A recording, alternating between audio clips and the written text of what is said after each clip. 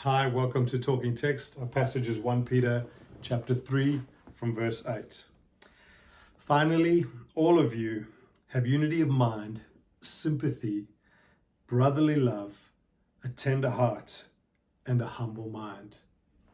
Do not repay evil for evil, reviling for reviling, but on the contrary, bless, for to this you are called, that you may obtain a blessing. Peter says, finally, all of you, every single believer, he's writing to everyone, including all of them, and he says, I want you to live like this. Have a unity of mind. Another translation says, live in harmony with one another. Have sympathy, brotherly love.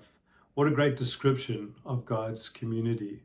I want to ask you, do you live with a sympathy for others and a brotherly love, a great affection and love for others?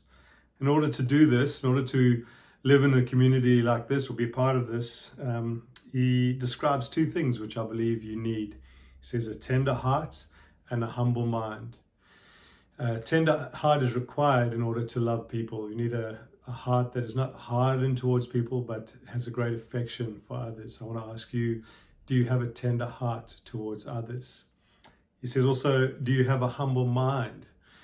In order to have a community that's filled with love and sympathy, you need to have a humble mind and be able to at times put aside your ideas, your arguments, in order to honor and exalt others. And so what a great description of God's people, a people who have sympathy, are in unity, who have brotherly love, and a people with tender hearts and humble minds. Do not repay evil for evil or reviling for reviling, but on the contrary, bless, for to this you were called. He says not only were you called, earlier in the book he said you've been called to copy Jesus or follow Jesus' example, who suffered unjustly. And he says sometimes you may suffer unjustly, but follow Jesus' example because you've been called to imitate Jesus.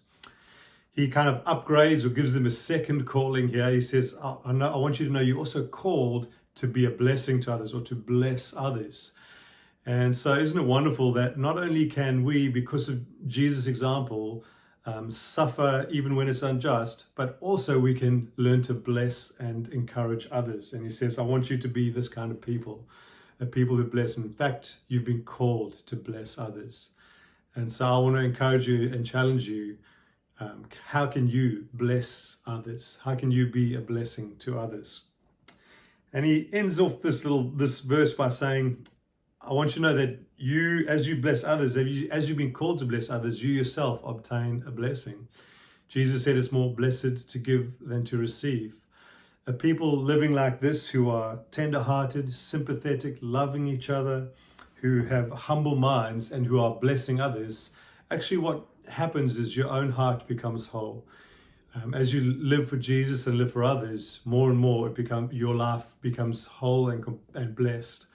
And it's actually a blessing to you when you follow the ways of Jesus and imitate him.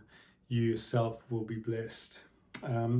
Thanks for Talking Text. I hope you have a great day.